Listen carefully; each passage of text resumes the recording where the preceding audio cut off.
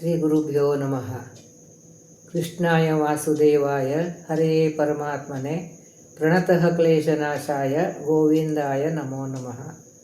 ಹರೇ ಶ್ರೀನಿವಾಸ ಶ್ರೀ ಗುರು ರಾಘವೇಂದ್ರಾಯ ನಮಃ. ಶ್ರೀ ಸತ್ಯಾತ್ಮತೀರ್ಥ ಗುರುಭ್ಯೋ ನಮಃ. ಶ್ರೀ ಜಗನ್ನಾಥದಾಸ ಗುರುಭ್ಯೋ ನಮಃ. ಎಲ್ಲರಿಗೂ ನಮಸ್ಕಾರ.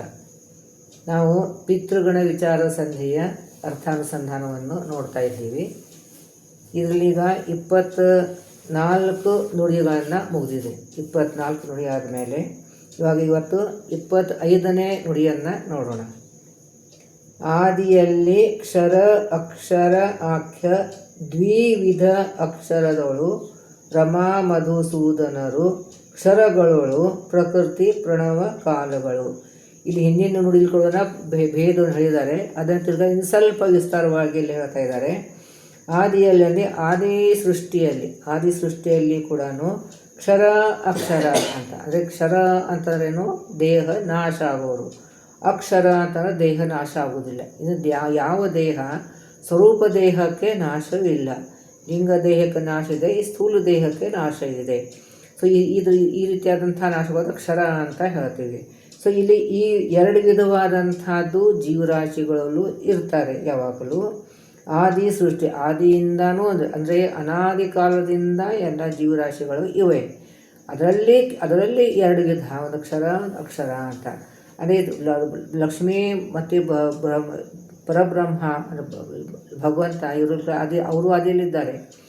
ಈ ಬೇರೆ ಬೇರೆ ಜೀವರಾಶಿಗಳು ಕೂಡ ಆದಿಯಲ್ಲಿ ಇದ್ದಾರೆ. ಆದರೆ ಅದರಲ್ಲಿ 2 ಭೇದ ಇದೆ, ಕ್ಷರ ಅಕ್ಷರ ಅಂತ. ಸೊ ಅದಕ್ಕೆ ಇಲ್ಲಿ ಕ್ಷರ ಅಕ್ಷರಾಖ್ಯ ದ್ವಿವಿಧ 2 ವಿಧವಾದಂಥದ್ದು ಜೀವರಾಶಿಗಳು ಇದ್ದಾರೆ, ಚೇತನರು ಇದ್ದಾರೆ. ಜೀವರಂತಂದರೆ ಚೇತನರು ಅಂತ ಹೇಳ್ತಾರೆ. ಇದು ಅಕ್ಷರದೊಳು ರಮಾ ಮಧುಸೂದನರು. ಅಕ್ಷರದೊಳು ಅಂತಂದ್ರೇನು, ಅವ್ರಿಗೆ ದೇಹ ನಾಶ ಇಲ್ಲ. ಯಾಕಂದರೆ ಅವರಿಗೆ ಸ್ಥೂಲ ದೇಹ ಇಲ್ಲ, ಅಪ್ರಾಕೃತ ಶರೀರ ಅವ್ರದ್ದು. ಅವ್ರಿಗೆ ಲಿಂಗ ದೇಹ ಇಲ್ಲ, ಅಪ್ರಾಕೃತ ಶರೀರ ಇಲ್ಲ, ಅನಾದಿಯಿಂದ ಇದ್ದಾರೆ, ಅನಂತ ಕಾಲವರೆಗೂ ಇರ್ತಾರೆ. ಸೊ ಅವರು ಅಕ್ಷರ ಒಳಗೆ ಬರ್ತಾರೆ ಅಂತ. ದ್ವೇಧವ ಅಕ್ಷರದೊಳು ರಮಾ ಮಧುಸೂದನರು ಇದ್ದಾರೆ. ಆಮೇಲೆ ಇಲ್ಲಿ ಹಿಂದಿನ ನುಡಿಯಲ್ಲಿ ಹೇಳಿದೆ ನಾನು, ಈ ಜೀವರಾಶಿ ಕೋಟಿಯಲ್ಲಿ ಕೂಡ ಲಕ್ಷ್ಮೀಗೆ ಕೂಡ ಒಂದೊಂದು ಸರ್ತಿ ಆ್ಯಡ್ ಮಾಡುವಂಥ ಪದ್ಧತಿ. ಹೆಂಗೆ ಆ್ಯಡ್ ಅಂತಂದರೆ, ಅವಳು ಅಕ್ಷರನೇ, ಆದರೆ ಅವಳು ಭಗವಂತನ ಅಧೀನವಾಗಿ ಇರ್ತಾಳೆ. ಅದಕ್ಕೋಸ್ಕರ ಅವಳಿಗೆ ಅವ್ರ ಒಂದು ಗುಂಪು ಬೇರೆಯೇ, ಸೆಪ್ರೇಟೇ ಅವಳಿಗೆ. ಅಂದರೆ ಇದು ಅಕ್ಷರ ಒಳಗೂ ಇದ್ದಾಳೆ, ಕ್ಷರ ಒಳಗಡೆ ಅವಳು ಇಲ್ಲ. ಆದರೆ ಅಕ್ಷರ ಒಳಗೆ ಭಗವಂತ ಮತ್ತು ಲಕ್ಷ್ಮೀದೇವಿ ಇಬ್ಬರು ಬರ್ತಾರೆ. ಅದರಲ್ಲಿ ಅಲ್ಲಿದ್ದು ಕೂಡ ಭಿನ್ನತೆ ಇದೆ. ಏನು ಭಿನ್ನತೆ ಇದೆ? ದೇಶ ಕಾಲದಿಂದ ಇಬ್ಬರೂ ಸಮನರು, ಆದರೆ ಗುಣದಲ್ಲಿ ಲಕ್ಷ್ಮೀದೇವಿ ಕಡಿಮೆ. ಆದರೆ ಅವಳು ಭಗವಂತನ ಅಧೀನಳಾಗಿ ಇರ್ತಾಳೆ. ಸೊ ಅದರಲ್ಲಿನೇ ಸ್ವಲ್ಪ ಭೇದ ತೋರಿಸ್ತಾರೆ ಅಲ್ಲಿ. ಸೊ ಅದಕ್ಕೆ ಇಲ್ಲಿ ಕ್ಷರಗಳಳು, ಇಲ್ಲಿ ಕ್ಷರ ಒಳಗೆ ಯಾರು, ಅಕ್ಷರದೊಳಗೆ ಇವರಿಬ್ಬರು ಬಂದರು. ಇನ್ನು ಕ್ಷರ ಒಳಗಡೆ ಯಾರು ಬರ್ತಾರೆ? ಪ್ರಕೃತಿ ಪ್ರಣವ ಕಾಲಗಳು ಅಂದರೆ ಓಂಕಾರ ಶಬ್ದವಾದಂಥ ಅದಕ್ಕೆ ಅಕ್ಷರಗಳು ಯಾವಾಗಲೂ ಇರ್ತವೆ. ಹಿಂದಿನ ನುಡಿಯಲ್ಲಿ ನೋಡಿದ್ದು ನಾವು 51 ಅಕ್ಷರಗಳು ಕೂಡ ಯಾವಾಗಲೂ ಇರ್ತಾರೆ. ಅವರು ಅದರಲ್ಲೇ ಅದೇ ಪ್ರಳಯ ಕಾಲದಲ್ಲಿ ಅವ್ರು ಕತ್ಲಿದ್ದದಕ್ಕೆ ಕಾಣಿಸೋದಿಲ್ಲ, ಮೇಲೆ ಪ್ರಾದುರ್ಭಾವ ಆಗ್ತವೆ ಅಂತ. ಅದಕ್ಕೆ ಅಭಿಮಾನಿ ದೇವತೆಗಳು ಇರೋದಿಲ್ಲ, ದೇವತೆಗಳಿಗೆಲ್ಲ ಇದೆ, ಅದು ಅಕ್ಷರಗಳಿಗೆ ಇರ್ತದೆ ಅಂತ. ಇವೆಲ್ಲ ಜಡ. ಇದು ಪ್ರಕೃತಿ, ಜಡ ಪ್ರಕೃತಿ. ಕ್ಷರ ಒಳಗಡೆ ಯಾರ್ಯಾರು ಬರ್ತಾರೆ ಅಂತ ಹೇಳ್ತಾ ಇದ್ದಾರೆ. ಜಡ ಪ್ರಕೃತಿ ಅಂದರೆ ಸತ್ತು ರಾಜಸ ತಾಮಸ್ಸೆ ಗುಣಗಳೇನಿವೆ, ಅದರಿಂದ ರಾಶಿಗಳಾಗ್ತವೆ. ಅದು ಜಡ ಪ್ರಕೃತಿ ಅಂತ ಹೇಳ್ತೀವಿ. ಅದು ಪ್ರಣವ ಅಂತ ಓಂಕಾರ ಶಬ್ದ, ಅಂದರೆ ಓಂಕಾರದಿಂದನೇ ಎಲ್ಲರೂ ವಿಸ್ತಾರವಾಗಿ ಆಗ್ತದೆ. ಎಲ್ಲ ವೇದವಾಗಿ ಬಂದು ಎಲ್ಲ ವಿಸ್ತಾರ ಆಗ್ತದೆ. ಆಮೇಲೆ ಕಾಲ ಕೂಡ ವಿಸ್ತಾರವಾಗಿ ಹಿಂದಿನ ನುಡಿಯಲ್ಲಿ ಹೇಳಿದ್ದೀನಿ ನಾನು. ಕಾಲ ಕೂಡ ಜಡನೇ, ಆದರೆ ಅದರ ಪ್ರವಾಹ ರೂಪದಿಂದ ಇರ್ತದೆ. ಸೊ ಈ ಕ್ಷಣ ಇದ್ದದಂಥ ತಿರ್ಗಾ ವಾಪಸ್ ಬರೋದಿಲ್ಲ. ಹೋದ ಕಾಲ ವಾಪಸ್ ಬರೋದಿಲ್ಲ ಅಂತ ಹೇಳ್ತೀವಲ್ಲ, ಹೋದ ಸಮಯ ವಾಪಸ್ ಬರೋದಿಲ್ಲ ಅಂತ. ಅದರ ಕಾಲ ಇದೆ, ಸಮಯ ಇದೆ, ಆದರೆ ಅದೇ ಕ್ಷಣ ಅದೇ ಇರೋದಿಲ್ಲ. ಅದು ಪ್ರವಾಹ ರೂಪದಿಂದ ಇರ್ತದೆ. ಇವಾಗ ನದಿ ಇದೆ, ನದಿಯಲ್ಲಿ ನೀರು ಇದೆ, ಆದರೆ ಇವಾಗ ನಾವು ತುಂಬಿಕೊಂಡು ಇದನ್ನ ತಮಗೆ ತುಂಬಿಕೊಳ್ಳೋ ನೀರು, ಅದೇ ನೀರು ತಿರ್ಗಾ ಹೋದ್ರೆ ಇರೋದಿಲ್ಲ. ಅದು ಮುಂದೆ ತಡ್ಕೊಂಡು ಹೋಗ್ಬಿಟ್ಟಿರ್ತದೆ, ಬೇರೆ ನದಿ ಬಂದಿರ್ತದೆ. ಅದೇ ನದಿ ಇದೆ, ನೀರಿದೆ. ಈ ರೀತಿಯಾಗಿ ಕಾಲ ಕೂಡ ಅದೇ ರೀತಿಯಾಗಿ ಇದೆ ಅಂತ.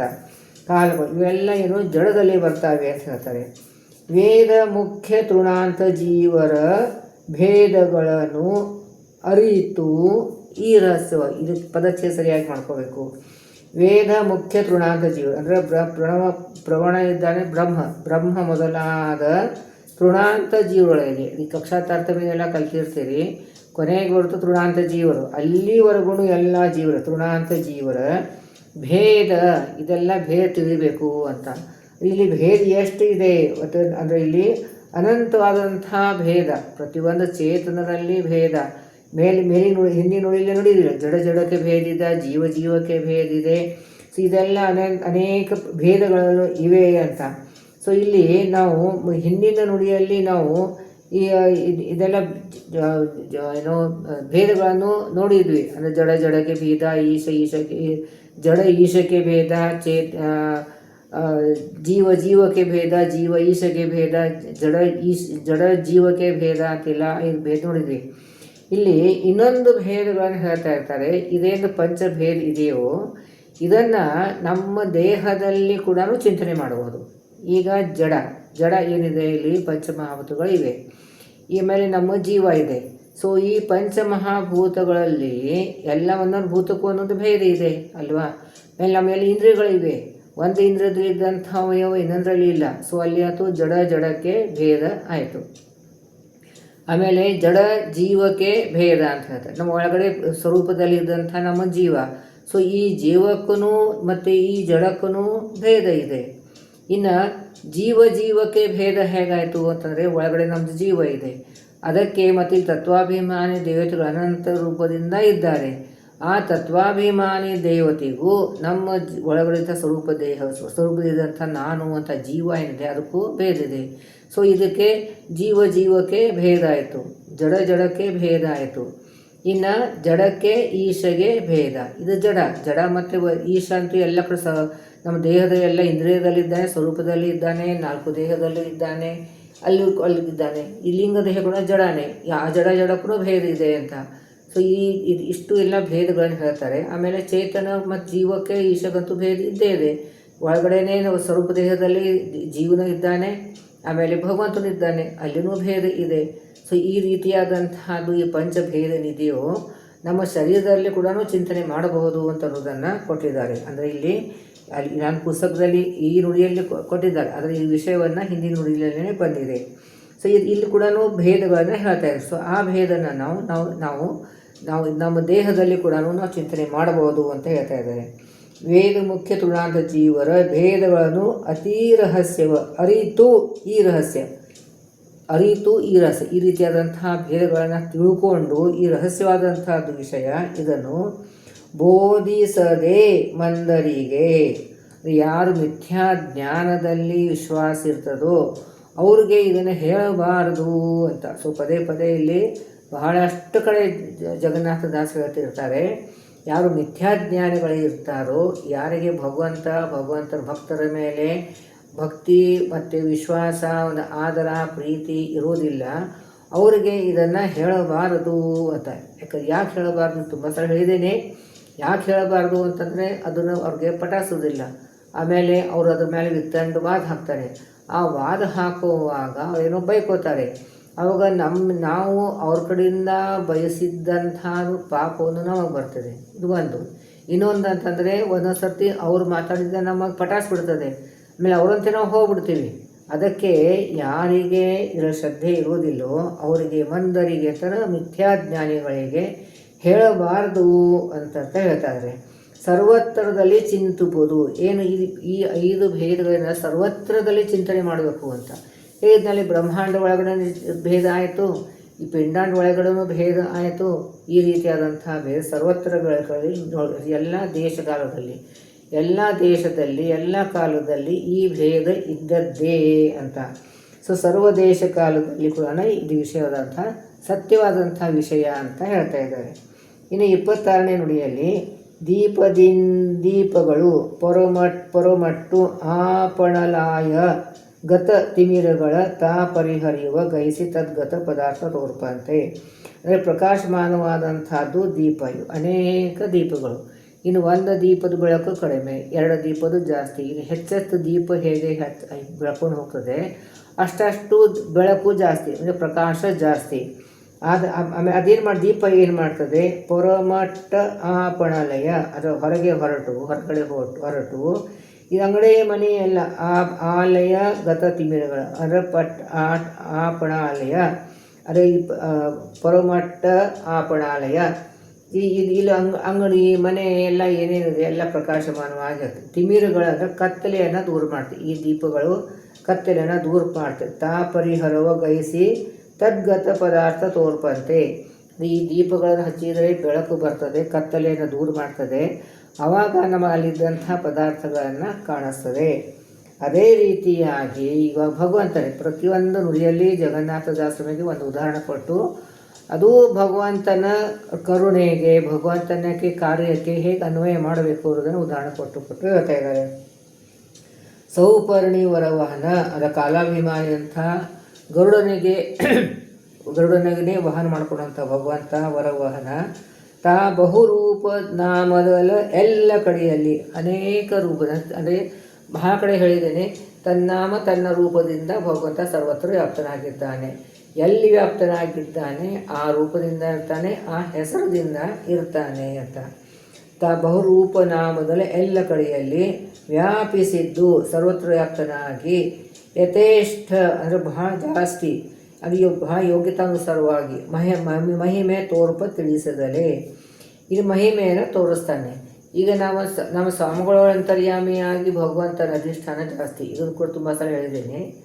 ಅಲ್ಲಿ ಅವನು ಮಹಿಮೆನೇ ಜಾಸ್ತಿ ತೋರಿಸ್ತಾನೆ. ನಮ್ಮಲ್ಲಿದ್ದಂಥ ಮಹಿಮೆ ಏನಿಲ್ಲೇ ಇಲ್ಲ. ಯಾಕಂದ್ರೆ ನಮ್ಮದಷ್ಟು ತಪಶಕ್ತಿನೇ ಇರುವುದಿಲ್ಲ, ಅಷ್ಟು ಅನುಸಂಧಾನ ಇರುವುದಿಲ್ಲ.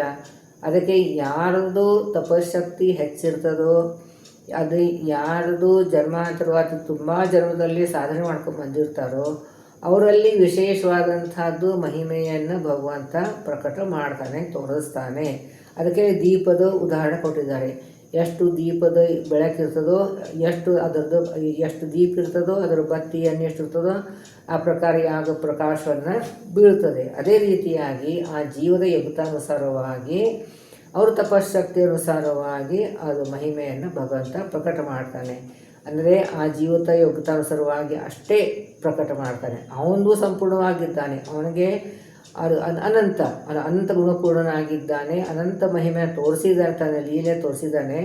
ಆದರೆ ಒಂದು ಅಲ್ಪ ಜೀವಿನಲ್ಲಿ ಅದನ್ನು ಪ್ರಕಟ ಮಾಡೋದಿಲ್ಲ. ಯಾಕಂದರೆ ನಮ್ಮದು ಯೋಗ್ಯತೆ ಬಹಳ ಕಡಿಮೆ, ನಮ್ಮ ತಪಶಕ್ತಿ ಕಡಿಮೆ. ನಮ್ಮದು ಮನಿಲವಾದಂಥದ್ದು, ಅದು ಬರೀ ಖಂಡ ಮಾಂಸ ಇದೆ ಅಂತ ಮನಿನೆಲ್ಲ ಅಂತಃಕರಣ, ಇದಕ್ಕೆಲ್ಲ ಅಂತಃಕರಣ ಶುದ್ಧಿ ಬೇಕು. ನಮ್ಮ ಅಂತಃಕರಣ ಶುದ್ಧಿ ಇರೋದಿಲ್ಲ. ಯಾರೋ ಒಂದೇನೋ ಶಬ್ದ ಅಂದ್ಬಿಟ್ರೆ ನಮಗೆ ಬೇಜಾರಾಗ್ತದೆ, ಅದನ್ನೇ ಕೊರಿತಾ ಇರ್ತದೆ, ಮನಸ್ಸಿನಲ್ಲಿ ಕೊರಗುತ್ತಾ ಇರ್ತೀವಿ. ಸೊ ಇಂಥದ್ದೊಂದು ಮನಿಲವಾದಂಥ ಅಂತಃಕರಣ ಶುದ್ಧಿ ಇರೋದಿಲ್ಲ. ಅದಕ್ಕೆ ಭಗವಂತ ಅಷ್ಟು ಭಾಳ ಅವನದು ಮಹಿಮೆಯನ್ನು ತೋರಿಸೋ ಅಷ್ಟು ಯೋಗ್ಯತೆ ನಮ್ಮದು ಇರೋದಿಲ್ಲ ಅಂತ ಹೀಗೆ. ಸೊ ಹೀಗೆ ತೋರಿಸ್ತದೆ ಹೀಗೆ ತನ್ನ ಮತ್ತು ಯಥೇಷ್ಟ ಅಂತ ಹೇಳಿದ್ರೆ ಅವರ ಯೋಗ್ಯತಾನುಸಾರವಾಗಿ ಮಹಿಮೆಯನ್ನು ತೋರಿಸ್ತಾನೆ. ಆದರೆ ಅದು ನಾವು ತಿಳಿಯೋದೇ ಇಲ್ಲ. ಇದು ಭಗವಂತನ ಮಹಿಮೆ ಅಂತ ಅನ್ನೋದನ್ನು ನಮಗೆ ತಿಳಿಯೋದೇ ಇಲ್ಲ ಅಂತ ಹೇಳ್ತಾ ಇದ್ದಾರೆ. ಇನ್ನು 27ನೇ ನೋಡಿ, ನಳಿನ ಮಿತ್ರಗೆ ಇಂದ್ರಧನು ಪ್ರತಿಫಲಿಸುವಂತೆ ಜಗತ್ರಯವು ಕಂಗೊಳಿಪು ಅನುಪಾಧಿಯಲ್ಲಿ ಪ್ರತಿಬಿಂಬ ಆವಯದಿ ಹರಿಗೆ. ಅಂದರೆ ಇಲ್ಲಿ ಇದು ಉಪಾಧಿ, ಇದು ನಿರುಪಾಧಿ ಸೋಪಾಧಿಕ ಅಂತ ಎರಡು ಶಬ್ದವಿದೆ. ಅಂದರೆ ಇದಕ್ಕೂ ಒಂದು ಉದಾಹರಣೆ ಕೊಡ್ಬೋದು, ಕೆಲವೊಂದಕ್ಕೆ ಉದಾಹರಣೆ ಕೊಡಲಿಕ್ಕಾಗೋದಿಲ್ಲ. ಹಾಗೆ ಈಗ ನಳಿನ ಮಿತ್ರಗೆ ಅಂತಂದರೆ ಕಮಲ ಸಖ ಸೂರ್ಯ ಇಂದ್ರಧನು ಪ್ರತಿಫಲಿಸುವಂತೆ, ಅಂದರೆ ಸೂರ್ಯನೂ ಇರಬೇಕು, ಮಳೆನೂ ಇರಬೇಕು, ಜಿಟಿ ಮಳೆ ಇರಬೇಕು, ಆವಾಗ ಇಂದ್ರಧನುಸ್ಸು ಕಾಣಿಸ್ತದೆ. ಇದೆಲ್ಲ ಸೈನ್ಸಲ್ಲಿ ನೋಡಿದೆ, ನಾವು ಇಲ್ಲ ಬೇಕಾರ್ಸಲ್ಲಿ ನೋಡಿದಂಥ ವಿಷಯ. ಅಂದರೆ ಈ ಸೂರ್ಯ ಇದ್ದದ್ದಕ್ಕೆ ಇಂದ್ರಧನುಷ್ಯ ಕಾಣಿಸ್ತದೆ. ಬರೀ ಮಳೆ ಇದ್ರೂ ಕಾಣಿಸೋದಿಲ್ಲ, ಬರೀ ಬಿಸಿಲಿದ್ರೂ ಕಾಣಿಸೋದಿಲ್ಲ, ಇಬ್ಬರೂ ಬೇಕು. ಹಾಗೆ ಜಗತ್ರಯವು ಕಂಗೊಳಿಪು ಅನುಪಾಧಿಯಲ್ಲಿ, ಅದೇ ನಿರುಪಾಧಿಕವಾದಂಥ ಅಂದರೆ ಅದು ನೆರಳು ಇದ್ದಂತೆ ಅದು ನೆರಳು ಹೀಗೆ ಅಧೀನವಾಗಿ ಇರ್ತದೆ. ಪ್ರತಿಬಿಂಬ ಆಹಯದಿ ಹರಿಗೆ, ಅದೇ ನೆರಳು ಹೇಗೆ ಅಧೀನವಾಗಿರ್ತದೋ ಹಾಗೆ ಜೀವರಾಶಿಗಳು ಭಗವಂತನಿಗೆ ಪ್ರತಿಬಿಂಬ.